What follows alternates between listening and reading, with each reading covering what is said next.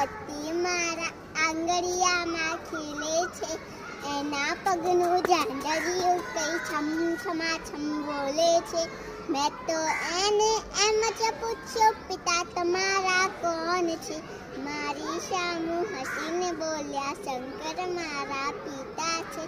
નાનકડા ગણપતિ મારા આંગળિયામાં ખેલે છે, એના પગનું ઝાંઝરિયું કઈ છમ છમાછમ બોલે છે. મેં તો એને એમ જ પૂછ્યું, માતા તમારા કોણ છે?